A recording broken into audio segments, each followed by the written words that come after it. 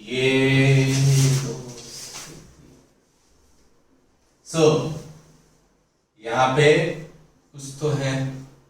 चलो पहला बैटरी जो है 20 वोल्ट का है, ये कैपेसिटर जो है वो 2 माइक्रोफैराड का है, ये बैटरी जो है 5 वोल्ट का है, ये कैपेसिटर 1 माइक्रोफैराड का है, ये 6 माइक्रोफैराड का है, एंड ये बैटरी 10 वोल्ट का है। यहां पे भी एक कैपेसिटर है 3 माइक्रोफैराड का।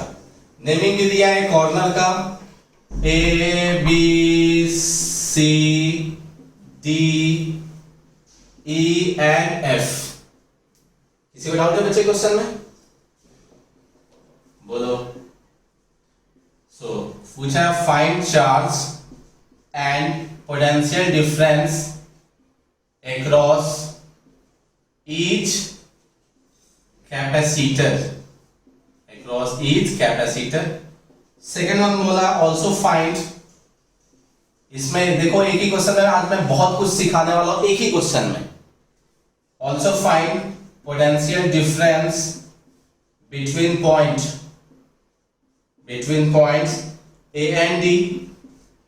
A and D, comma B and F, comma C and F। चलो लिख लिए बच्चे क्वेश्चन, बोलो। ये पगले मार खाएगा तुम, 1 मिनट चाहिए तुमको एक छापने में। हाँ हो गया ऐसे। तो सबसे पहले जितने लोगों ने लिख लिया, कोई अपने मन से ट्राई अभी मत करना, एक बार देख लो, बाद में तो एक क्वेश्चन तुमको करना ही है। सबसे पहले बताओ पूरे सर्किट में कितने जंक्शन है? बोलो। 2। सबको लगता है क्या? 3 और 3। 4 नहीं पता चल रहा है क्या? देखो तो 4 पता चल रहा है। अरे बोलो, 4 पता चल रहा है क्या? अच्छा, जिसको पता नहीं चल रहा है वो शांति से बैठो। ये बताओ वापी जंक्शन है क्या?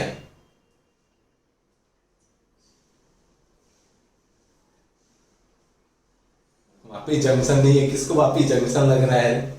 इतने साल से वापी में रहता है। अच्छा ये बताओ सूरत जंक्शन है क्या?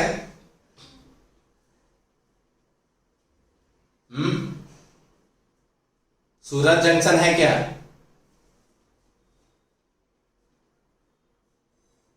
बच्चे सूरत जंक्शन है, तो ये बताओ वापी जंक्शन क्यों नहीं है और सूरत जंक्शन क्यों है?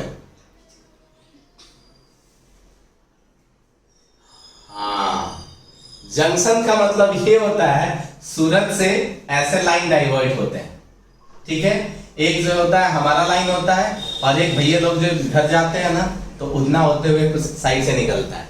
सो एग्जैक्टली इस पॉइंट को बोलते हैं जंक्शन। जंक्शन वो पॉइंट होता है जहां से डिवीजन हो रहा हो। अब थोड़ा बताओ, बी और ई छोड़ के और तुमको कहां से डिवीजन दिख रहा है? जो 3 बोल रहे थे, बी और ई छोड़ के कहां से डिवीजन दिख रहा है? बोलना थोड़ा ऐसे। सो 2 ही डिवीजन है, 2 ही जंक्शन है। अच्छा 3 लोग नहीं, मैं तो जंक्शन का पूछा था। सो कोई बात नहीं, चेक करो इधर। सुनाई दे रहा है सबको? हाँ चलो, यहां से गए एक ही रास्ता है, बट यहां से 2 रास्ता निकला, इसका मतलब पॉइंट भी जंक्शन हो गया। फिर यहां से गया, यहां से आया, ये वापस दोनों मिलके एक इधर आ गया, इसका मतलब एक और जंक्शन हुआ, दैट इज पॉइंट ई। सो कितने जंक्शन है? 2। इसका मतलब केसीएल लगाना हुआ, हमें नहीं पता लगाना है कि नहीं लगाना, लगाना हुआ तो कितने पॉइंट पे लगा सकते हैं? सिर्फ 2 पॉइंट पे, एक पॉइंट बी पे और एक पॉइंट ई पे। वो तुम पे डिसाइड होता है कि तुम लगाना चाहते हो कि नहीं, लेकिन ऑप्शन सिर्फ 2 जगह लगाने का है। क्या बोला, पता चला? यस और नो? तो ये समझ में आ गया, केसीएल जरूरत पड़ी, कोई भी क्वेश्चन हो, इस पर्टिकुलर क्वेश्चन के हिसाब से नहीं बता रहा हूं मैं जनरली बता रहा हूं कि कोई भी क्वेश्चन हो, देख लो कितने जगह, हमें समझ में आना चाहिए कितने जगह हम केसीएल यूज कर सकते हैं। अब ध्यान से देखना कि यहां पे कितने बैटरी है चेक करो तो पूरे ये में कितने बैटरी है, 3। पूरे सर्किट में 3 बैटरी है। तो क्वेश्चन ये है कि हम कैसे लें, हम किसके हिसाब से चल रहे हैं? तो आंसर है सबसे बड़ा है वो, ठीक है। तो सबसे बड़ा कौन है? 20 वोल्ट। तो 20 वोल्ट वाला लेके चले and let this one is Q. जैसे गया मार्किंग पे बाद में आएंगे, ठीक है, अभी पहले चार्ज का डिवीजन देखते हैं। जैसे गए गए गए गए यहां तक क्यू गया, अब रास्ते कितने मिले? तो आंसर है 2। एक का नाम दे दिया Q1 और दूसरे का नाम दे दिया Q2, ठीक है। यहां से आ रहा है Q2, एक ही रास्ता है। यहां से आ रहा है Q1, वापस कितना आएगा बोलो? क्यों? अरे क्योंकि बैटरी की प्रॉब्लम है। तुमको पता है बैटरी की प्रॉब्लम क्या है? तुम बैटरी मोबाइल में भी यूज करते हो, जितना चार्ज देता है ना, जितना करंट देता है उसको वापस उतना ही चाहिए, जितना देगा उसको वापस चाहिए। भले डिस्चार्ज हो जाएगा तो डिस्चार्ज होगा तो कम करंट भेजेगा तो कम करंट आएगा, लेकिन जितना भेजेगा तो उसको उतना चाहिए। ये क्यों भेजा है उसको वापस उतना क्यों चाहिए, तो क्यों मिल गया, ठीक है। अब मार्किंग, थोड़ा मार्किंग पे आते हैं, ध्यान से देखना मार्किंग कैसे करना है। सिंपल, चार्ज इधर जाता है, पहला वाला प्लस दूसरा वाला माइनस। ये ऊपर से नीचे आ रहा है, बैटरी में कुछ कर नहीं सकते हैं, ये प्लस और ये माइनस। यहाँ पे चार्ज इधर जा रहा है, ये प्लस और ये माइनस। फिर ये इधर, इसमें कुछ कर नहीं सकते, फिर ये इधर आ रहा है, ये प्लस और ये माइनस। देखो तो मार्किंग में किसी को डाउट है? अब क्या क्या निकालना है? चार्ज निकालना है, पोटेंशियल डिफरेंस निकालना है, और पोटेंशियल डिफरेंस अलग अलग पॉइंट्स के भी बीच निकालना है। पहले पोटेंशियल डिफरेंस अलग अलग एक कैपेसिटर के क्रॉस बताना है, बाद में ए एंड डी, ए और डी के बीच, मतलब डायरेक्ट यहां से यहां तक के बीच में बताना है। ऐसे क्वेश्चन बोर्ड में बहुत ज्यादा पूछे जाते हैं, खास करके रेजिस्टेंस के साथ, और कॉम्पिटिटिव में तो फिर कुछ भी पूछ लेते हो। सो अगर चार्ज निकल जाए ना तो सब निकाल सकते हैं। क्यों? चार्ज निकल जाएगा तो हो गया ना, चार्ज निकल जाएगा तो Q by C V निकल जाएगा, सब कुछ हो जाएगा। पता हमारा मोटिव क्या है? चार्ज निकालना। क्वेश्चन पूछा charge across each capacitor, 2 microfarad में Q फ्लो हो रहा है, 1 माइक्रोफैराड में Q1 फ्लो हो रहा है, 6 माइक्रोफैराड में Q2 फ्लो हो रहा है, एंड 3 माइक्रोफैराड में भी Q2 ही फ्लो हो रहा है। क्या फ्लो हो रहा है? Q2। सो टोटल कितने अननोन बोलो? 3। Total 3 unknown, Q1 and Q2। तो तुम्हें यहां फिट करना है, इक्वेशन भी 3 चाहिए तुमको। जैसे भी जो इक्वेशन लेना है लो, 3 अगर अननोन है तो इक्वेशन भी कितने आना चाहिए? 3। अब सबसे पहले किसी भी जब सर्किट को सॉल्व करना, देखो क्या ये सीरीज पैरेलल कुछ भी दिख रहा है? देखो तो कुछ भी सीरीज पैरेलल दिख रहा है? आंसर है नहीं, सीरीज पैरेलल कुछ भी नहीं दिख रहा है। क्यों? क्योंकि यहां से डिवाइड हुआ, सामने बैटरी भी तो है, तो कैसे सिंपलीफाई कर लोगे? ये और ये एक साथ सीरीज में थोड़ी, इसको ये सीरीज में ये पैरेलल ऐसा थोड़ी कर सकते हैं, सामने बैटरी भी तो है, बैटरी कैसे छोड़ दोगे? तो ना सीरीज दिख रहा ना ही पैरेलल, और still we have to find the value of charge. इसका मतलब जब दिमाग काम करना बंद कर दे सीरीज पैरेलल, तब भाई ब्रह्मास्त्र आता है KCL एंड KVL। तो हमें सबसे पहले यह पता चला कि KVL और KCL लगाने की जरूरत है कि नहीं है, आया ना? हाँ, तो ये जज करने आना चाहिए। इससे पहले जो 2 क्वेश्चन मैंने कराया था उसमें KVL की जरूरत नहीं थी, KCL और KVL की जरूरत नहीं थी, वो डायरेक्ट कर सकते थे क्योंकि वहां सीरीज पैरेलल पता चल रहा था। जो आज नहीं थे, जो कल क्लास में नहीं थे, वीडियो में देख लेना, और अच्छे से बताया उस टाइम में। सो इसमें जरूरत है। सो इसमें 2 चीजें पता चली, चार्ज कैसे फ्लो कराना है, अटक गया हूं मैं,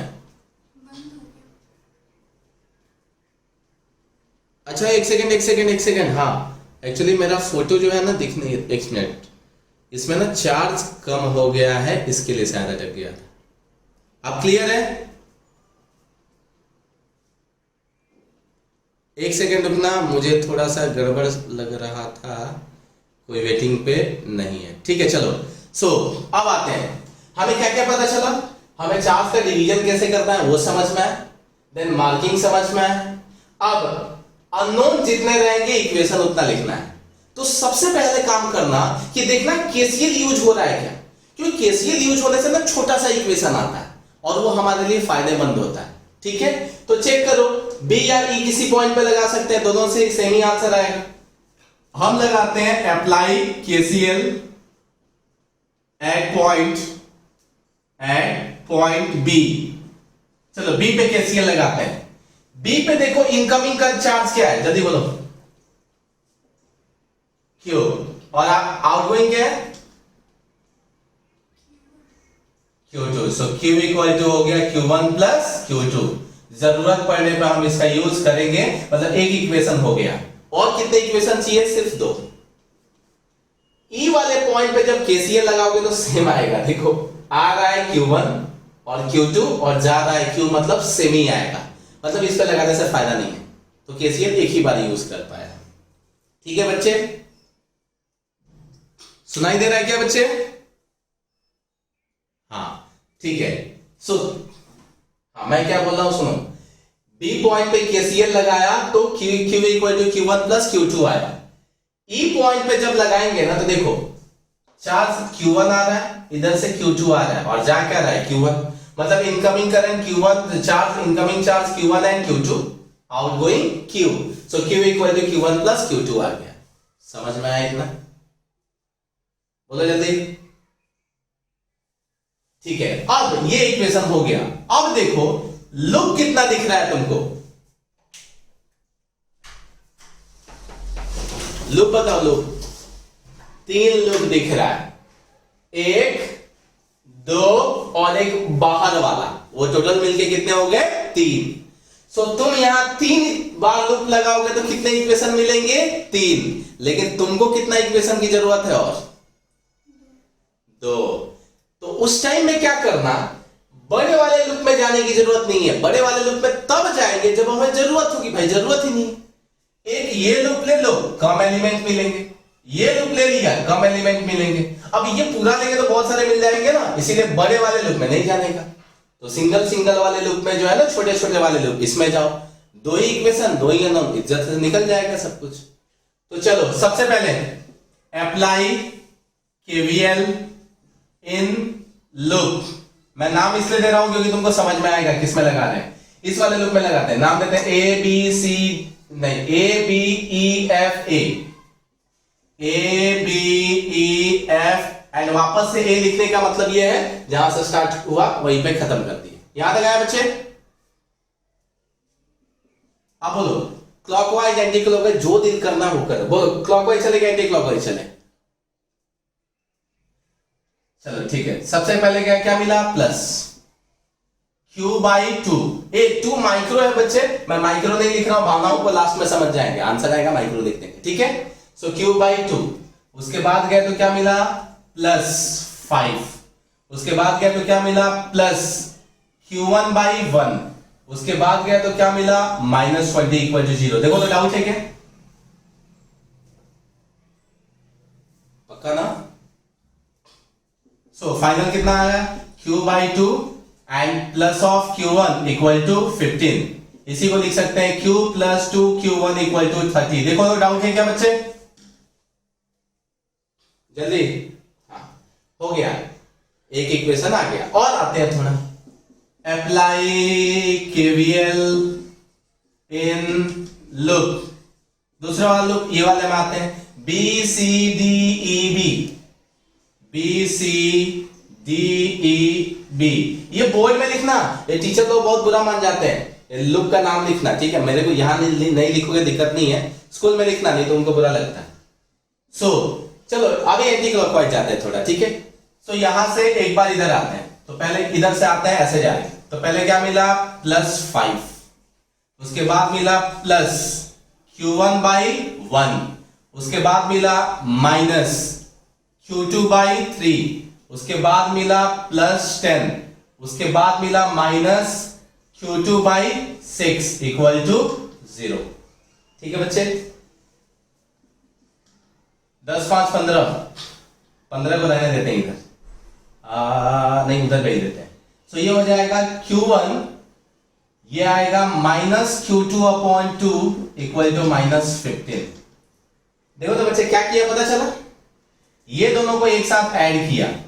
जब ये Q2 लेके कॉमन लेके ऐड करोगे ना 1/3 प्लस 1/6 तो उसकी वैल्यू 1/2 आती है, तुम कैलकुलेट कर सकते हो। नाउ डाउट है क्या बच्चे, देख लो एक बार। नाउ एलसीएम ले लिया तो कितना आ गया 2q1 minus q2 equal to -30, क्योंकि एलसीएम ले लिया। अब दिक्कत क्या है, देखो इस इक्वेशन का यूज नहीं किया, यहां पे q है और एक q1 है, मतलब ये दो इक्वेशन दो वेरिएबल वाला टर्म जैसा दिख रहा है, इसमें q है और एक q1 है। यहां गड़बड़ है कि q1 और q2 है। अगर हम q और q1 के टर्म में आ जाए तो बेटर हो सकता है। तो सिंपल, या तो यहां पे q को ब्रेक कर देते q1 और q2 में, चलो यहीं पे ब्रेक कर देते हैं, q को ब्रेक करते हैं q1 और q2 के फॉर्म में। सो यहां पे कितना q था, q को क्या लिख सकते थे q1 plus q2 and plus 2 q1 equal to 30 था, तो इसी को लिख सकते हैं बच्चे 3q1 एंड प्लस 1 2 3 हाँ प्लस q2 इक्वल टू कितना लिख देते हैं 30। ठीक है, मतलब q1 q2 के टर्म में चेंज कर दिया। अगर वहां q को नहीं चेंज करते तो यहां पे किसी एक को चेंज करना होता, मतलब उसका यूज करना था। अरे उसका 3 इक्वेशन 3 अननोन इसलिए था ना क्योंकि यूज करें, इसको यूज करके हमें दो ही यहां पे वेरिएबल दिखाने थे, या तो q q1 दिखाओ तो यहां पे भी q q1 में रखो, या तो q1 q2 में रखो तो यहां पे भी जरूरत नहीं पड़ा तुरंत दिखाओ उसी के फॉर्म में। आया कि नहीं आया बच्चे, देखो तो एक बार। अब क्या करना है, तो देखो 2 और 3 को सॉल्व करते हैं, 1 का तो यूज कर लिए, काम खत्म 1 का। अब 2 और 3 को सॉल्व करते हैं, देखा ये q1 है q2 है, अच्छी बात है, दो इक्वेशन दो अननोन। फिर देखा ये q2 है और यहाँ पे q1 है, तो लिख दिया from equation second plus third. जैसे सेकेंड प्लस थर्ड किया तो q2 क्या हो गया स्वाहा, मतलब q2 क्या हो गया कैंसिल। अब मैं इधर का रब कर रहा हूं, ये क्वेश्चन का तो लिख ही दिए थे, क्वेश्चन का कुछ काम नहीं है। सो फाइनली कितना आ गया चेक करो, यहाँ पे 3q1 एंड प्लस 2q1 कितना आ गया 5q1, कितना आ गया 5q1, और यहाँ पे 30 एंड प्लस माइनस 30 0, q1 की वैल्यू कितनी आ गई बच्चे 0। आया कि डाउट है, बोलो जल्दी। आप किसी में भी रख दो, इक्वेशन 2 या 3 में रख दो, तो सपोज 2 में रख देते हैं q1 की वैल्यू, तो 2 में 3 इंटू q1 की value 0 plus q2 equal to कितना आ गया 30। So finally q2 equal to कितना आ गया 30। अरे माइक्रो कूलम, माइक्रो हम छोड़ के रखे थे, मैं बोला था बाद में रख देंगे, तो q2 की वैल्यू क्या आ गई 30 माइक्रो कूलम। तो q1 की वैल्यू कितनी, तो इक्वेशन फर्स्ट में रख दो, सॉरी q की वैल्यू इक्वेशन फर्स्ट में रख दिया।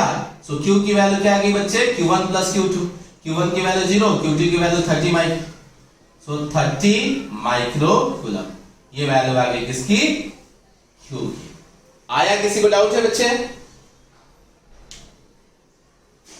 अब क्वेश्चन ये आ रहा है, ध्यान से सुनना, ये गलती से यहां 0 हो गया है, मतलब इसमें 0 क्यों हुआ, तो 0 इसलिए हुआ ना क्योंकि यहां से जब चार्ज चला होगा और इसका चार्ज यहां से चला होगा, ठीक है, तो इसमें जो एंटर हुआ होगा ना दोनों का सेम एंटर हो गया होगा। क्यों, क्योंकि ये ड्रॉप करने वाले भी तो लोग हैं यहाँ पे, तो इसको इक्वल यहां से सेम आया होगा और यहां से भी सेम गया होगा, इसके लिए 0 हुआ होगा। मतलब अगर q1 की वैल्यू 0 है, इसका मतलब इस सर्किट में कोई भी चार्ज फ्लो नहीं हो रहा है। क्यों नहीं हो रहा है, क्योंकि उस टाइम में कुछ ऐसा हुआ होगा, ये भेजा, ये थोड़ा भेजा और ये भी थोड़ा भेजा, और ये सब मिला के इसका चार्ज और इसका चार्ज, ये एक दूसरे को सब क्या कर दिए कैंसल आउट कर दिए होंगे, इसीलिए यहां पे 0 आया है। ये पूछेंगे नहीं, ये तुमको सिर्फ समझाने के लिए मैं बता रहा हूं कि 0 आया क्यों होगा। क्या बोला पता चला? स्क्रीनशॉट मारो मुझे, हाँ रिपीट करता हूं एक बार। इस पूरे सेक्शन में q1 का 0 होने का मतलब पता है क्या है, इस पूरे b से लेके e तक में चार्ज जा ही नहीं रहा है, मतलब इस पूरे में चार्ज की वैल्यू 0 है। 0 क्यों हुआ होगा वो मैं समझा रहा था कि इधर से जब चार्ज गया होगा ना, तो ये बैटरी है, सप्लाई तो सबने किया होगा, वो तो मैथ सॉल्व करने के लिए इजीएस्ट मेथड हो, इसके लिए मैं जो पावरफुल है उसको दिखा दिया, लेकिन भाई चला तो सब रहे हैं ना, सबका चार्ज फ्लो करा रहे होंगे, हम तो नेट चार्ज को लेके और रेफरेंस लेके कर रहे हैं। सो ये जब चार्ज भेजा होगा ना, तो बैटरी है तो ऐसा थोड़ी है कि वो भेजा नहीं होगा, वो भी तो चार्ज भेजा ही होगा ना। ये चार्ज नीचे से ऊपर भेजा होगा, और ये वाला जब आया होगा ना तो ये भी चार्ज नीचे से ऊपर भेजा होगा। तो इन दोनों का चार्ज ऐड हो गया होगा, और इसका ऊपर से नीचे आ रहा है और इसका नीचे से ऊपर जा रहा है, तो माइनस हुआ होगा। उस माइनस के चक्कर में इस पूरे सेक्शन में नेट चार्ज की वैल्यू क्या हो गई होगी? 0। ये लॉजिक मैं बता रहा था, बाकी इसका क्वेश्चन से कोई लेना देना नहीं था। Q1 0 आ गया मतलब इसके भी चार्ज की वैल्यू 0 ही है। पता चला?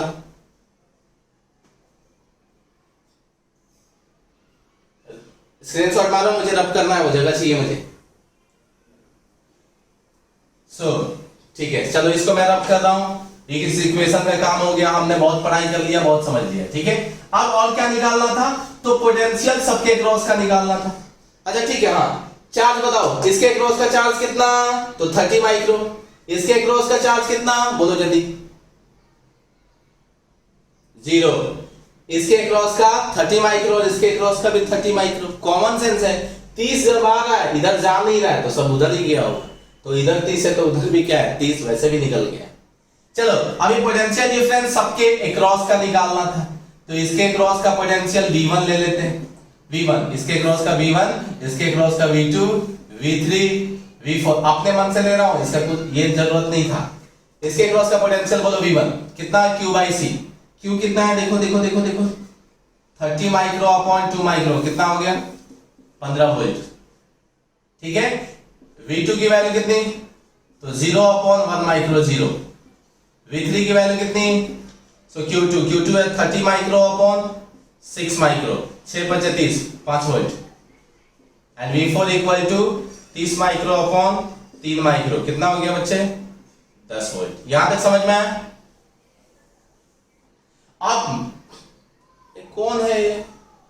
फिर से सो नाउ अब निकालना है पोटेंशियल डिफरेंस। ये तक हो गया ना बच्चे?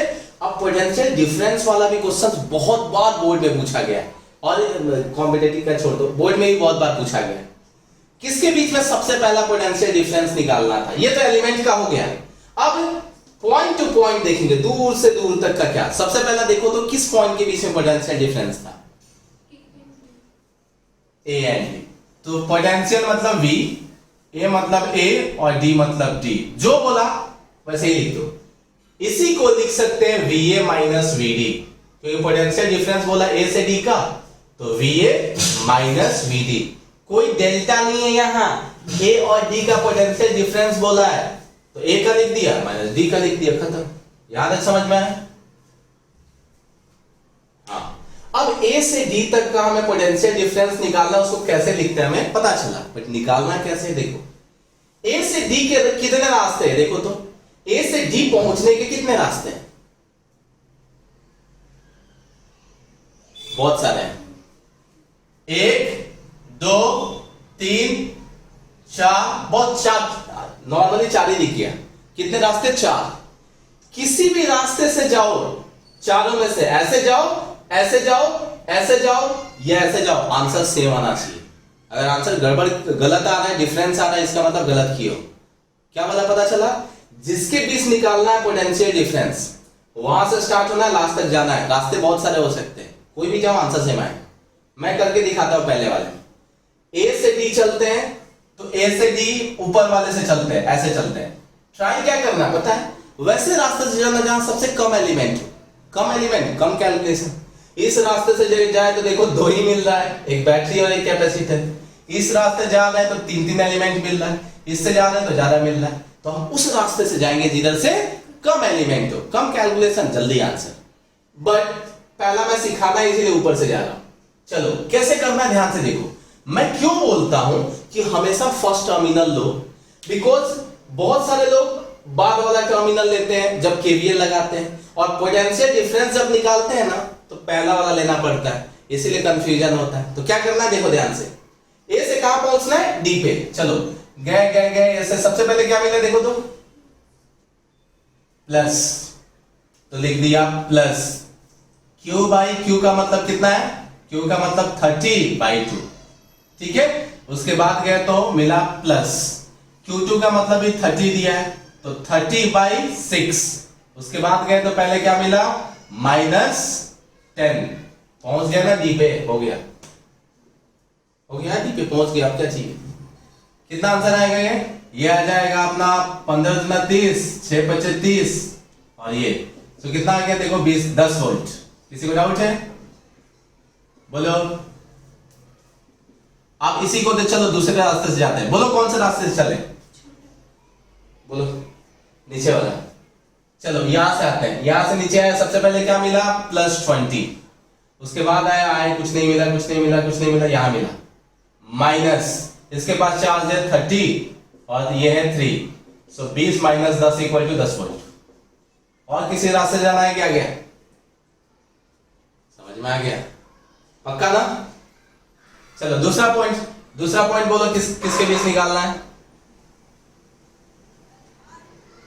बोलो।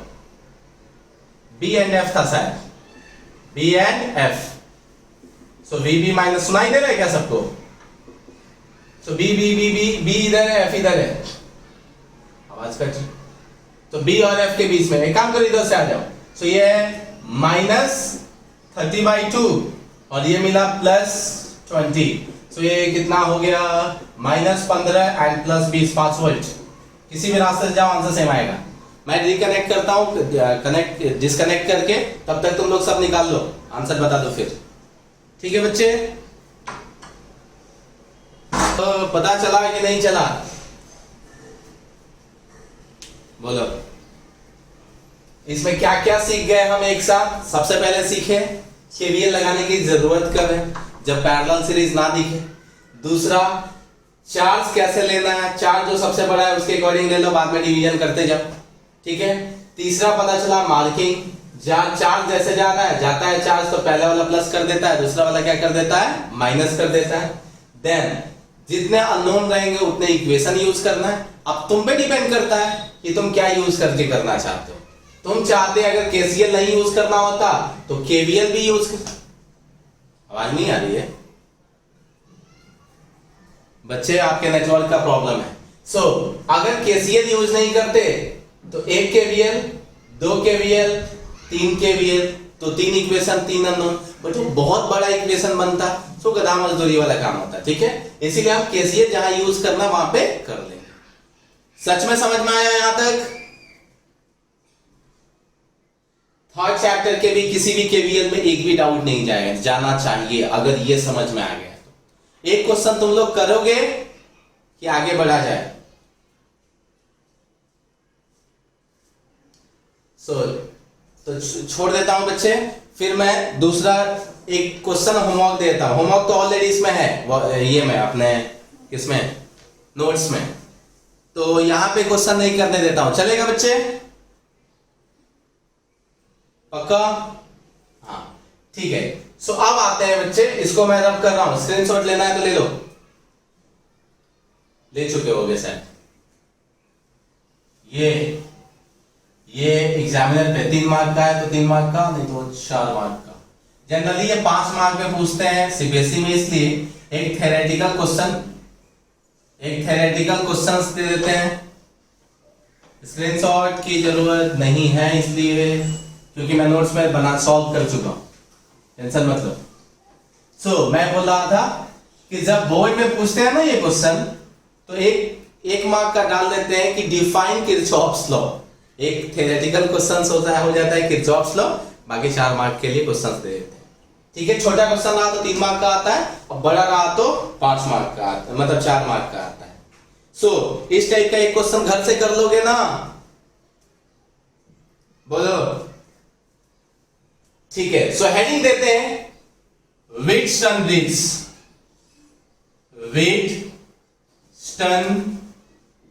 ब्रिज। ये साइंटिस्ट का नाम था, मुझे याद नहीं आ रहा है WHEAT था कि WEAT था। ये साइंटिस्ट का नाम है, अब इतना रट्टा मार के नहीं रख सकते हैं। सो WHEAT या WEAT ध्यान नहीं है, शायद WH था इसलिए लिखा है, हाँ। सो व्हीट, हाँ नाम में क्या रखे, ये स्टोन नहीं है, व्हीटस्टोन उसका नाम था, व्हीटस्टोन। व्हीटस्टोन ब्रिज, ये भी थर्ड चैप्टर में सिखाते हैं, और थर्ड चैप्टर का केसीएल केवीएल के बाद सबसे इंपॉर्टेंट टॉपिक व्हीटस्टोन ब्रिज ही है। इसके ऊपर एक प्रैक्टिकल भी है अपना स्कूल में। सो व्हीटस्टोन ब्रिज क्या होता है, ध्यान से सुनो। व्हीटस्टोन ब्रिज बहुत ही इजी टॉपिक है, लेकिन उसको कॉम्प्लिकेटेड भी बनाया जा सकता है। व्हीटस्टोन ब्रिज क्या होता है कि इट कंटेन्स 4 और 5 एलिमेंट्स, 4 और 5 एलिमेंट्स, चाहे रजिस्टर हो चाहे कैपेसिटर हो। एनसीईआरटी में रेजिस्टेंस के फॉर्म में दिया है, बट क्वेश्चन कई बार कैपेसिटेंस के फॉर्म में पूछ लेते हैं, बोर्ड में नहीं। बोर्ड में ऐसे क्वेश्चंस नहीं आएंगे, ठीक है। बोर्ड में रेजिस्टेंस के फॉर्म में आएंगे, कैपेसिटेंस के फॉर्म में नहीं आएंगे। व्हीटस्टोन ब्रिज कैसा बनता था, ध्यान से देखना।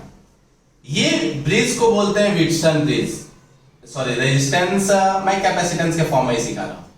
ये कैपेसिटर है, ये कैपेसिटर है, ये कैपेसिटर है, नहीं रेजिस्टेंस के फॉर्म में देखो, क्योंकि कुछ चीजें मैं समझा पाऊं सर।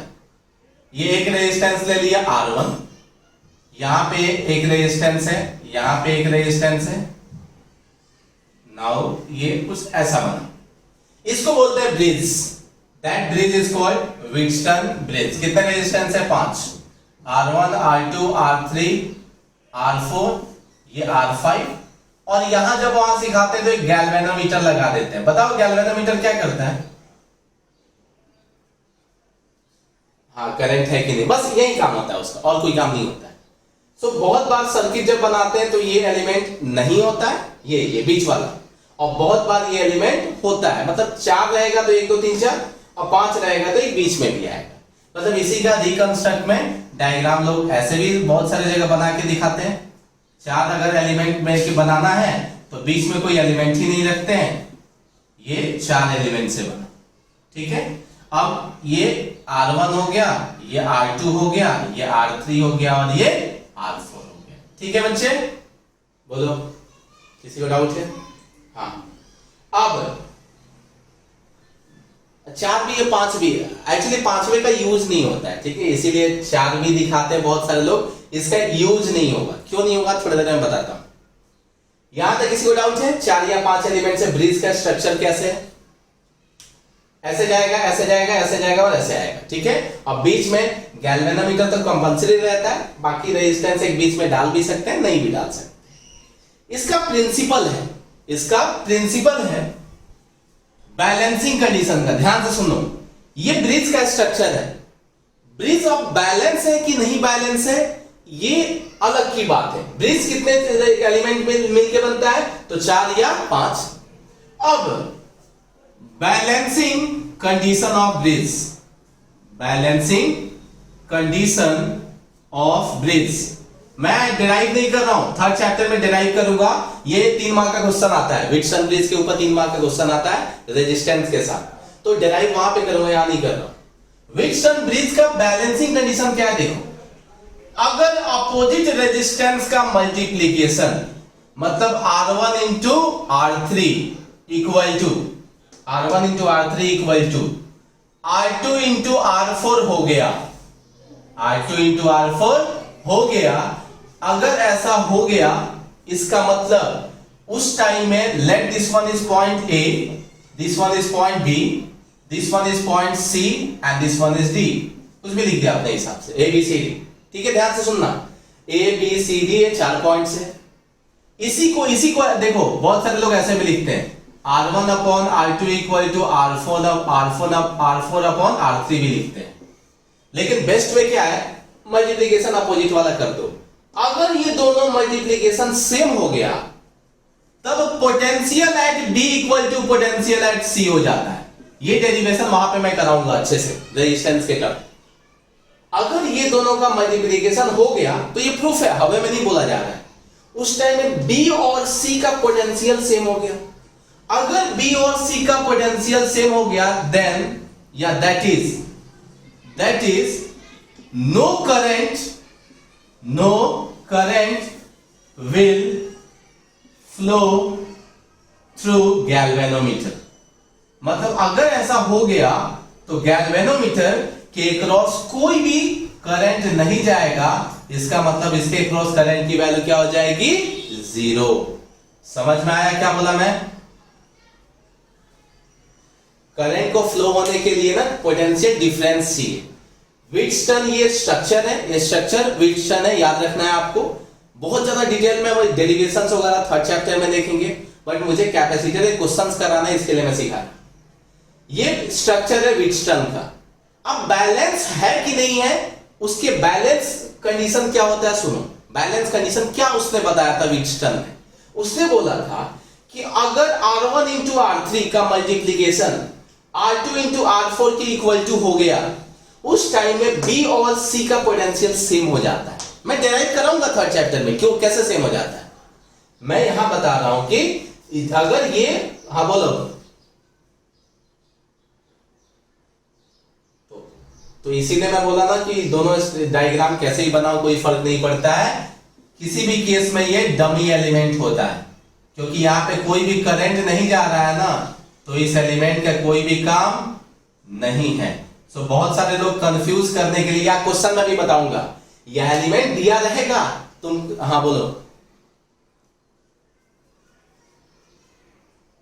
बाद में देखते हैं क्या, किसको, इसको अगर ऐसे रखते हैं तो टर्मिनल वैसे जाना चाहिए। व्हीटस्टोन ने एक अपना ब्रिज बनाया और उस ब्रिज के अकॉर्डिंग सर्किट को सॉल्व करने का ट्रिक बताया। ये सर्किट को सॉल्व करने का ट्रिक है, इसी के हेल्प से अननोन रेजिस्टेंस फाइंड आउट करते हैं। मीटर ब्रिज एक प्रैक्टिकल है तुम्हारा, सबके पीछे लॉजिक है, धीरे धीरे पता चलेगा कि इसको ऐसे काहे नहीं रखते। अभी ये पता चला ऐसे अगर डालते ना तो टर्मिनल या तो ऐसे होना चाहिए, और नहीं तो ऐसे डाल देते तो सिंपल ना। अगर देखो, अगर ये टर्मिनल ऐसे हो जाता तो ये सीरीज, ये और ये दोनों सीरीज में, ये एक अलग, ये दोनों सीरीज में, तो तीनों पैरेलल में, वो तो नॉर्मल ही हो गया ना स्ट्रक्चर। फिर तुमको क्यों टेंशन लेना है? क्या बोला, पता चला? अरे बोलो बोलो बोलो बोलो, बाकी थोड़ा देर में क्वेश्चन में पता चला। अच्छा कुछ नहीं बोला, अच्छा मान लो अभी आते हैं इस पे, ध्यान से सुनो पहले। अगर रेजिस्टेंस का मल्टीप्लिकेशन सेम हो गया तो यहां का पोटेंशियल और यहां का पोटेंशियल क्या हो जाता है, सेम। इट मींस इसके अक्रॉस कोई भी करंट नहीं जाएगा। इसका मतलब ये पूरा एलिमेंट फालतू। इसका मतलब किसी भी ये में देखो, इसका मतलब ये हो गया ये दोनों सीरीज में और ये दोनों सीरीज में, और आपस में दो पैरेलल में सर्किट सॉल्व। क्या बोला, पता चला? आया ना? मैं सर्किट सॉल्व करने सिखा रहा हूं कि अगर इन दोनों का मल्टीप्लिकेशन सेम हो गया तो उस टाइम में यहां और यहां का पोटेंशियल सेम हो जाता है, मतलब पोटेंशियल डिफरेंस 0, कोई भी करंट नहीं आएगा। इसका मतलब इसके बीच कोई अगर एलिमेंट हुआ तो डमी एलिमेंट रहेगा, कोई भी काम नहीं।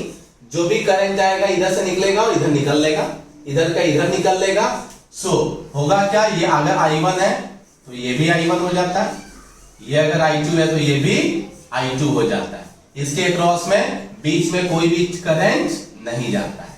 ठीक है, यहां तक समझ में आया? पक्का समझ में आया? हाँ। सो इस सर्किट को फिर ये ऐसा सर्किट बिहेव करेगा, ध्यान से देखो, यही वाला सर्किट उस टाइम में ऐसे बिहेव करेगा, मतलब बीच में कोई एलिमेंट नहीं है। अब तुमको जो निकालना है निकाल लो, R1, R2, R3 and R4। अब तुमको इनके बीच का जो निकालना वो निकाल लो। अब तो निकाल ही सकते हो ना बच्चे, यहां पे ये दोनों सीरीज में, ये दोनों सीरीज में, यस और नो?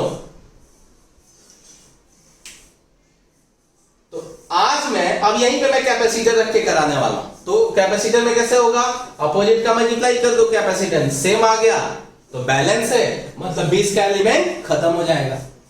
सेम नहीं रहे तो देखेंगे बैलेंसिंग समझ में आया कि नहीं आया। हाँ, स्क्रीनशॉट मारो और क्वेश्चन से आते हैं, जल्दी स्क्रीनशॉट लो। हो गया, हो गया। अब चलो ये क्यों सिखाया थोड़ी देर में पता चल जाएगा। सो क्वेश्चन चेक करो, यहां पे कैपेसिटर, कैपेसिटर, कैपेसिटर और कैपेसिटर, ठीक है। यहां पे ये है C, ये है C नहीं 3C, ये है अपना नहीं 6C, ये है 2C, ये है 3C और ये है 4C. We have to find C equivalent between A and B. चलो क्वेश्चन है find C equivalent between A and B. किसके बीच निकालना है बच्चे? A और B के बीच में कैपेसिटेंस इक्विवेलेंट निकालना है. कैसे? मैं ट्राई कर रहा हूं. क्वेश्चन में किसी को डाउट है बच्चे? जल्दी बोलो जल्दी बोलो. हाँ. तो कैसे करेंगे? देखो सिंपल. कौन सा सीरीज में कौन सा पैरेलल में, थोड़ा बताना एक बार.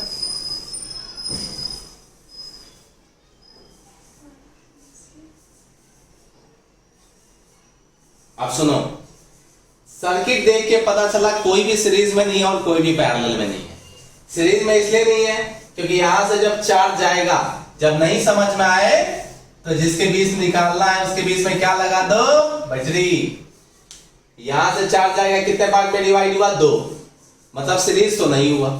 अब जैसे यहां पे गया फिर से कितने पार्ट में डिवाइड हो गया? 2. चेक करो, इसका एक टर्मिनल यहां है, इसका एक टर्मिनल यहां है, मैच हो गया. क्या इसका टर्मिनल इसका टर्मिनल मैच हुआ? नहीं, बीच में आके वो गड़बड़ कर दिया. तो इसका मतलब कोई सीरीज में नहीं है और कोई भी पैरेलल में नहीं है. इट मींस आप सीरीज पैरेलल फेल हो गया. आपका समझ में आया कि नहीं आया? अरे बोलो. आया. अब जैसे इस स्ट्रक्चर में दिखा, हमें तुरंत एकदम स्ट्रॉन्ग फीलिंग आया कि ये तो व्हीटस्टोन ब्रिज टाइप का दिख रहा है. तो चेक किया, C इंटू 6C कितना आ गया? 6C square. और 2C इंटू 3C कितना आ गया? 6C square. दोनों की वैल्यू क्या हो गई? सेम. मतलब ये dummy element. From balancing condition of Wheatstone bridge हमें पता चला कि 4C कौन सा एलिमेंट हो गया बच्चे? Dummy element. मतलब इसमें कोई भी चार्ज जाएगा नहीं, मतलब फालतू का हो गया. तो हो गया ना बच्चे, ऊपर 2 सीरीज और नीचे 2 सीरीज. तो आगे कैसे हो गया? चेक करो सर्किट कैसे बनेगा. तो आंसर है C इंटू 3C. सो ये हो जाएगा 3C/4 और ये कितना हो जाएगा बच्चे? Sorry capacitor. सो नीचे वाला कितना हो जाएगा? तो 2 इंटू 6, 6 दूना 12 और 8, 4 नहीं 12/8 ना. तो 4 3 12 और 4 दूना 8. ऐसा है क्या बच्चे? मैंने कुछ गड़बड़ किया क्या? लग तो नहीं रहा है गड़बड़ किया. 6 दूना 12 और 6 2 8. सही है. ये A और ये B. सो C इक्विवेलेंट की वैल्यू कितनी आ गई बच्चे? दोनों पैरेलल में है. 3C/4 प्लस ऑफ 3C/4 को मैं डायरेक्ट लिख रहा हूं 6C/4. 6C/4 कितना आ गया? 6 3 9C/4. किसी को डाउट है? बोलो कौन सा वाला एक्सप्लेन करो. ये अबे भैया ये दोनों सीरीज में C1 into C2 upon C1 plus C2. ये दोनों सीरीज में C1 into C2 upon C1 plus C2 और दोनों पैरेलल में. बताओ व्हीटस्टोन का फायदा हुआ कि नहीं हुआ? तो इससे बहुत बड़ा फायदा होता है. सर्किट में बहुत इजीली सिंप्लीफाई हो जाता है. चलिए क्वेश्चन करो फटाफट जल्दी. व्हीटस्टोन का इनडायरेक्ट फॉर्म सिखाता हूं. Indirect form. क्वेश्चन मृणाल है क्या? मृणाल है बच्ची? तुम्हारा वाला क्वेश्चन आ गया. ये A ये B सब सेम ले लेते हैं. C and C. Find C equivalent between A and B. Find C equivalent between A and B. ये भी व्हीटस्टोन ब्रिज है इनडायरेक्ट फॉर्म. कैसे करते हैं मैं सिखाता हूं. ड्रॉ करो फटाफट डायग्राम. ड्रॉ कर लिए बच्चे? सभी लोग कर लिए क्या?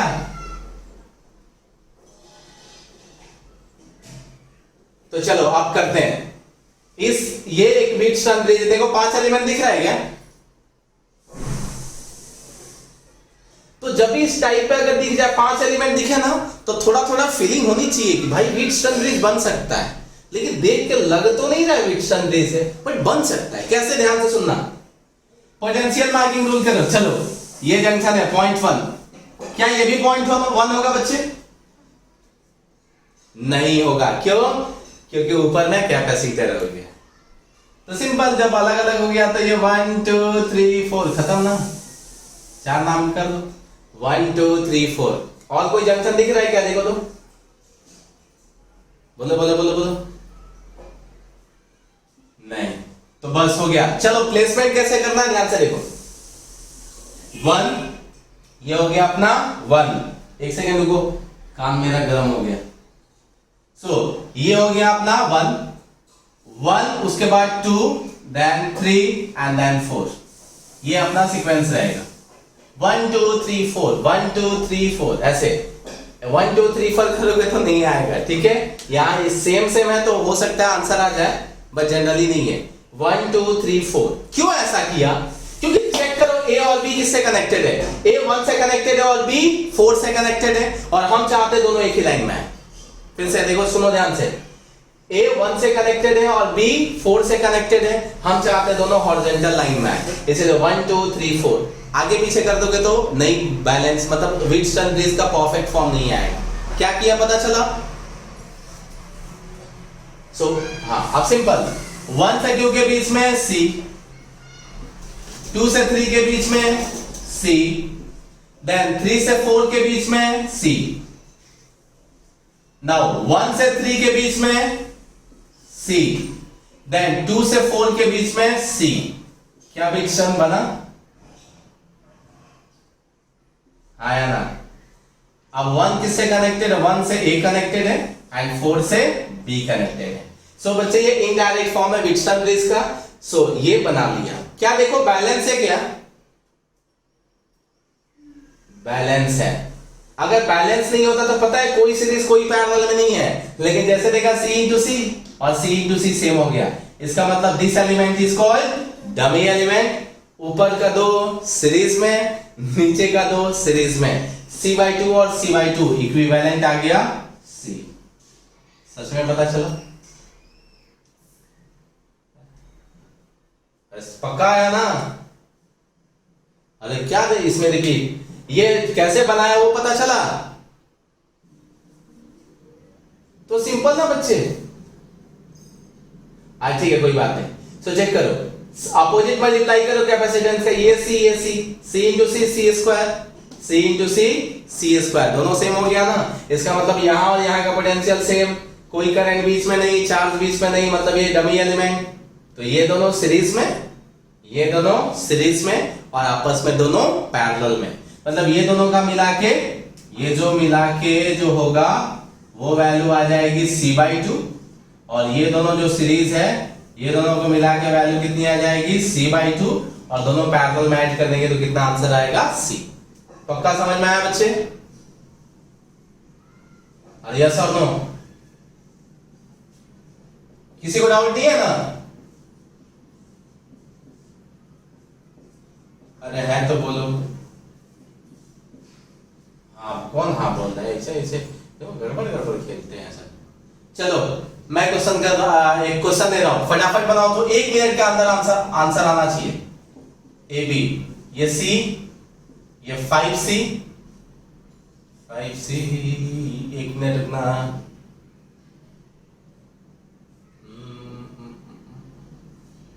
ठीक है, ये ले लेते हैं अपना, कितना ले लेते हैं? 4C, ये ले लिया 2C, और ये ले लिया 2C। Find C equivalent between A and B। जल्दी करो।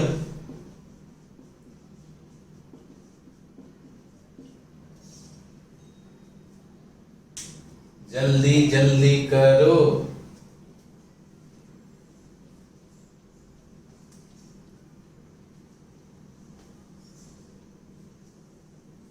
आया किसी का आंसर बच्चे?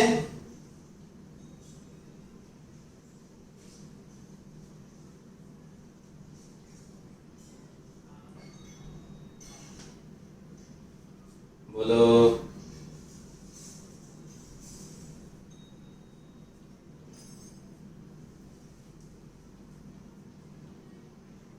आया क्या आंसर? आवाज नथी सुनाई दे छे। सबका आवाज स्लो, तुम लोग बोल रहे हो कि सुनाई दे रहा है मुझे? कितना आया? अरे गड़बड़ हो गया थोड़ा सा। 3C आंसर आया है।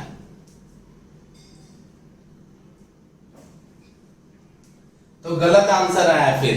और किसी का कुछ आया?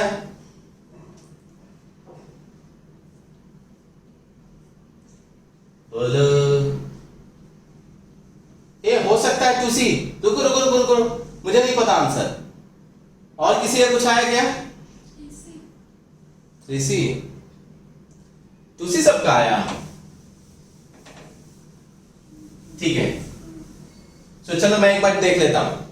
ये 1 2 3 4, नाउ 1 2 3 एंड 4, 1 से 2 के बीच में C, देन 2 से 3 के बीच में 5C, देन 3 से 4 के बीच में 3 से 4 के बीच में 4C, देन ये दोनों बंदे लोग सेम है 2C एंड 2C। ये पॉइंट हो गया अपना A और ये पॉइंट हो गया अपना B। C इंटू 4C और 2C इंटू 2C मतलब सेम है। ये क्या हो गया अपना डमी एलिमेंट। इन दोनों को सेम कर दो, ये दोनों सीरीज में है तो इन दोनों, ये अगर सीरीज में है तो आएगा 2C/3 और ये दोनों भी सीरीज में है तो कितना हो जाएगा 4 2 8/6 मतलब 4/3, 4C/3। सो C इक्विवेलेंट की वैल्यू कितनी आ गई बच्चे? 2C/3 प्लस 4C/3, 3 दूना 6, 2C। सही है, वेरी गुड। कितने लोगों का आंसर सबका आ गया था क्या? हाँ, तो सुनो, वेरी गुड। तो ये indirect form of Wheatstone bridge समझ में आया कैसे बनाना है? ये थर्ड चैप्टर में भी सेम आएगा बच्चे। हाँ, अब आते हैं क्या होगा जब ब्रिज बैलेंस नहीं होगा, मतलब अब वैसे क्वेश्चंस पे आते हैं। रब करो बच्चे। अब देखो सिद्धांत नहीं दिख रहा है।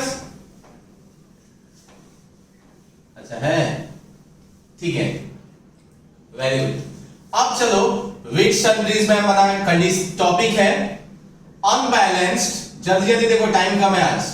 Unbalanced condition of Wheatstone bridge.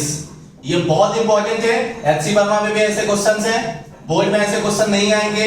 Gujarat board वाले जो भी है शायद डर के रहो थोड़ा, क्योंकि पूछा गया था पहले। आवाज नहीं आ रही है? अरे आवाज आ रही है बच्चे। ये A, ये B, C, C, 2C, 2C and 3C. Find C equivalent between A and B. Find C equivalent between A and B. देखो तो क्या व्हीटस्टोन ब्रिज बैलेंस है क्या? ऐसा एक क्वेश्चन 4 साल पहले गुजरात बोर्ड में पूछा गया था पिछले पैटर्न के अकॉर्डिंग। 4 साल पहले ऐसा क्वेश्चन पूछा गया था जो अनबैलेंस था। लिटरली पता है वापी में ना 10 दिन तक डिस्कशन हो रहा था कि आंसर राइट क्या है। टीचर लोग डिस्कशन कर रहे थे, बच्चों का छोड़ो। मतलब सबको लगा बैलेंस है बच्चों को, तो जिसको समझ में आया उसने बैलेंस के हिसाब से कर दिया। और टीचर लोग ना लिटरली 10 दिन तक ये चल रहा था इसका परफेक्ट आंसर क्या है। इतना लोगों को प्रॉब्लम ये कर दिया। सोचो सिर्फ एक अनबैलेंस होने से कितना दिक्कत कर दिया। सो इसको कैसे सॉल्व करना है मैं सिखाता हूं। यहां तक समझ में आया बच्चे क्वेश्चन अनबैलेंस क्यों है? सर जोर से बोलो सर। हाँ ठीक है। अब मैंने बताया था, क्या ये सीरीज पैरेलल पता चल रहा है क्या? थोड़ा देखना। नहीं, सीरीज पैरेलल नहीं चल रहा है। अब इसका एक मेथड है स्टार डेल्टा कन्वर्जन, लेकिन वो थोड़ा सा अलग है, बाद में देखेंगे। मैं बोला था जहां पे भी सीरीज पैरेलल तुमको नहीं समझ में आया ना, तो ब्रह्मास्त्र अपना कौन सा है? KCL KVL। हाँ, तो जब नहीं समझ में आया तो बैटरी लगा देने का उनके बीच में। KCL KVL लगाने के लिए बैटरी चाहिए। ये डाल दिया V, यहां से चार्ज गया Q, यहां तक गया Q, इसमें ले लिया Q1। डायरेक्ट लिख रहा हूं Q माइनस Q1। किसी को डाउट है बच्चे? ये बोलो। अरे वो कैसी, अरे Q2 लिखते, Q2 की वैल्यू Q माइनस Q1 ही आती ना। बोलो, सबको पता चला? अरे Q1 Q2 भी लेते हैं, बट Q2 की वैल्यू Q माइनस Q1 आती। टोटल चार्ज Q गया, थोड़ा सा Q निकल गया, तो बचा क्या? Q minus Q1। मतलब KCL लगाने की जरूरत नहीं, मैं डायरेक्ट शॉर्टकट मार दिया। अब चेक करो ध्यान से, अगर यहां से Q गया तो वापस भी क्या आएगा? Q। यस और नो? बोलो जल्दी। हाँ, अब सुनना इधर ध्यान से, यहां C है और ये 2C है। C में Q1 गया है और 2C में क्या गया है? Q minus Q1। और देखो यहां पे भी 2C एंड C है, ध्यान से देखो, यहां पे भी 2C एंड C है। तो अगर इस C में Q1 जा रहा है तो यहां पे भी C में क्या आ रहा होगा? Q1। और यहां पे 2C में क्या आ रहा होगा? Q minus Q1। तभी तो वापस Q आएगा। चेक करो, नहीं आया? क्या किया देखो, Q जा रहा है, ये Q माइनस, ये दो पार्ट में डिवाइड हुआ ना, यही तो उलट पलट के है। तो अगर दो एलिमेंट में एक 5 एम्पेयर, सपोज ये 5 कूलम और ये 10 कूलम जा रहा है, तो हो गया ना 15 वापस आना है, तो इसमें 10 और इसमें 5। ये तब अप्लाई हुआ जब ये दोनों रिवर्स में है। यहां पे बाद में एक और क्वेश्चन कराऊंगा जब सब अलग अलग रहेगा कैपेसिटर। अभी ये जनरली इस फॉर्मेट में लोग पूछते हैं एग्जाम में, इसके लिए पहले इस फॉर्मेट में देख ले। यहां तक किसी को डाउट है बच्चे चार्ज का डिवीजन? अब एक ही एलिमेंट बच गया ना, किसमें चार्ज का नामकरण नहीं हुआ? देखो किस 3C में। हाँ, तो देखो कोई बोल सकता है यहां से चार्ज गया, ऊपर से नीचे भी आ सकता है। कोई बोल सकता है यहां से गया, यहां से भी तो ऊपर जा सकता है। आंसर जो तुमको लेना है वो ले लो। मैं ऊपर से नीचे लो या नीचे से ऊपर लो? बोलो। हाँ तो चलो नीचे से ऊपर ले लेते हैं और इसका नाम दे देते हैं Q2। नाम नहीं पता है ना, जान तो ना, Q1 Q और Q1 है तो एक का नाम Q2 रख दिया। ठीक है यहां तक? बोलो जल्दी। अब मार्किंग कर देते हैं, ये इधर जा, नहीं आया, नहीं आया बच्ची। आज चलो देखो, ये इधर गया तो ये प्लस ये माइनस, ये करंट चार्ज इधर आ रहे हैं प्लस ये माइनस, ये ऊपर जा रहा है तो ये प्लस माइनस। देखो जब ऊपर से नीचे आता ना तो ये प्लस हो जाता और ये क्या हो जाता? माइनस। और कुछ भी नहीं, कुछ भी करो कोई चेंज नहीं होगा। ये इधर से आ रहा है, ये प्लस और ये माइनस, ये इधर से जा रहा है तो ये प्लस और ये माइनस। क्या मार्किंग हो गई बच्चे? देखो तो जल्दी से, हो गई? चलो निकलो। अभी सुनो फटाफट मैं क्या बोल रहा हूं कि जैसे मार्किंग हो गई, आप सब कुछ तो कर लिया। अगर सब कुछ कर लिया तो हम वापस से ये कर सकते हैं कि नहीं? KCL KVL लगा सकते हैं कि नहीं लगा सकते हैं? हाँ सर लगा सकते हैं। पक्का लगा सकते हैं? हाँ सर। हाँ तो ठीक है, चलो अभी फटाफट KCL KVL लगा देते हैं। चलो कितने लूप दिख सकते हैं? 15 हो गया। अच्छा सुनो, एक काम करता हूं, मैं तुमको होमवर्क दे देता हूं। क्या 6:15 शायद हो गया? देखो तो एग्जैक्ट कितना है। हाँ 3 मिनट बाकी है। चलो ध्यान से सुनो, हमें निकालना है C इक्विवेलेंट, हमें निकालना है C इक्विवेलेंट। बट दिक्कत ये है कि हमारे KVL में V भी आ जाएगा। क्या जाएगा बच्चे? KVL में V भी आ जाएगा। तो इसको कैसे करेंगे कि लेते कि इक्वेशन है V को और बाद में V को एलिमिनेट कर देंगे। मतलब V को लेके चलते हैं और बाद में V को एलिमिनेट कर देते हैं। नाम क्या रख देते हैं? इस पॉइंट का नाम क्या रख दे भाई? 1 2 3 कुछ भी रख दो, 3 4 ऐसे डाल दिया। क्या करना है ध्यान से सुनो, दो इक्वेशन तुमको चाहिए जिसमें V है, दोनों इक्वेशन में V हो। फिर से क्या करना है देखो, Q इक्वल टू CV हमें पता होता है, Q इक्वल टू CV हमें पता होता है। अगर Q बाई V की वैल्यू हम निकाल लें, किसकी वैल्यू निकाल लें? Q बाई V, जिसमें Q टोटल हो और V टोटल हो, तो क्या Q बाई V को C इक्विवेलेंट लिख सकते हैं? हाँ या ना? मतलब हमारा पूरा इसी में मोटो ये है कि हमें टोटल इक्वेशन में Q और V के टर्म में चाहिए, बाकी Q बाई V के टर्म में कर लेंगे तो Q बाई V की कोई हम क्या लिख सकते हैं? C equivalent. तो V हमें चाहिए कंपल्सरी, कोई भी लूप लो V चाहिए। तो देखो कितने लूप बने, एक लूप, 2 लूप, 3 लूप, 4 लूप, ऐसे भी जा सकते हैं 5 लूप, ऐसे करके बहुत सारे लूप बनेंगे। लेकिन ये वाला लूप नहीं ले सकते हैं, ये वाला लूप भी नहीं ले सकते क्योंकि उसमें बैटरी का V नहीं आ रहा है। क्या बोला, पता चला? ये वाला लूप और ये वाला लूप नहीं ले सकते क्योंकि उसमें V नहीं आ रहा है। तो V लेके कौन सा लूप? तो एक आउटर लूप ले लेते हैं ये, हाँ या ना? अरे बोलो जल्दी। हाँ सर। और एक नीचे से भी लूप लोगे, लेकिन नीचे से फायदे गड़बड़ क्या होगा देखो, ऊपर से जाओगे तो C और 2C मिला, और इधर से जाओगे तब भी 2C और C मिला, तो इक्वेशन सिंगल ही मिलेगा। तो एक ही साइड से जाओ, तो सपोज ऊपर से जाते हैं, सो लिखा अप्लाई KVL इन लूप, यहां से लेते हैं A 1 2 3 B एंड वापस से A, ठीक है? तो चलो बाहर वाले एकदम बाहर से लेते हैं, यहां से स्टार्ट किया, क्या क्या क्या क्या यहां मिला प्लस Q1 by C, आगे मिला प्लस Q2 by 2C, सही है? नहीं Q2 नहीं है बच्चे, यहाँ क्या है अपना Q माइनस ऑफ Q1 है, यहाँ पे जो चार्ज की वैल्यू है वो है Q माइनस Q1 अपॉन क्या है 2C, उसके बाद माइनस V इक्वल टू 0। किसी को डाउट है क्या? देखो तो, अरे बोलो बच्चे। अरे बाकी लोग कहाँ गए, बोल ही नहीं रहे हैं। No sir. हाँ, सो ये अपना हो गया एक इक्वेशन। अब इससे एक इक्वेशन निकाल सकते हैं क्या? आंसर है निकाल सकते हैं, घर से ट्राई करना। इसका एक इक्वेशन निकाल दिया। नाउ अब जो है कितना ऑप्शन तुमको बचा? तो ये दोनों, ये लूप ले नहीं सकते थे, ये लूप भी ले नहीं सकते थे। अब एक बाहर वाला ले लिया है, एक लूप ये वाला भी होता है बट फायदा नहीं है, क्यों? क्योंकि ऊपर वाला ही आंसर आएगा, ठीक है? सो एक ये वाला बचा, ऐसे जाके चले जाते हैं। सो अगेन लिया apply KVL in loop A 1 2 4 3 B A, इस वाले लूप में आते हैं। तो यहां से स्टार्ट किया, क्या मिला बच्चे? Q1 अपॉन C, यहां पे माइनस। अब Q2 की वैल्यू तुमको निकालनी पड़ेगी बच्चे। Q2 को इन टर्म्स ऑफ Q1, ज्यादा हम अननोन नहीं चाहते, तो क्या करेंगे? KCL लगा दो इस पॉइंट पे।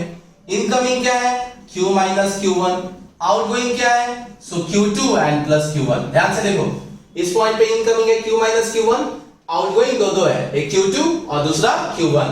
So what is the value of Q2?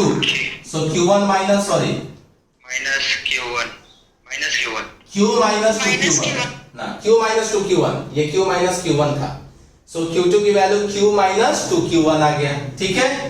यहां पे वैल्यू डाल दो, जैसे आए यहां से तो मिला माइनस, वैल्यू है Q2 की वैल्यू क्या है? Q minus of 2Q1 upon 3C, बाद में ऐसे जा रहे हैं तो plus Q1 upon C minus V equal to 0। किसी को डाउट है बच्चे? No sir. एक बार बाहर वाले लूप में, एक बार बाहर से बीच वाले इस लूप में चले गए, बस इतना ही था। अब क्या करोगे?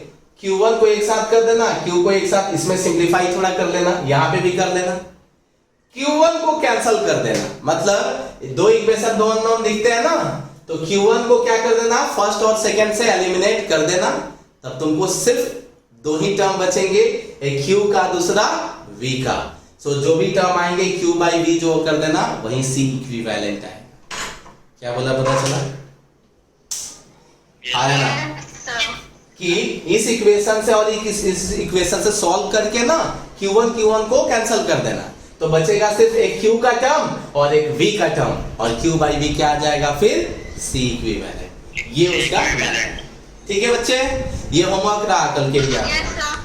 Yes sir. खत्म किया जाए क्लास फिर? नहीं खत्म करते हैं, सोनू सर बेचारे बहुत टेंशन में आ गए हैं, ठीक है? सो चलो, थैंक यू, कल मिलते हैं अच्छे एनर्जी के साथ।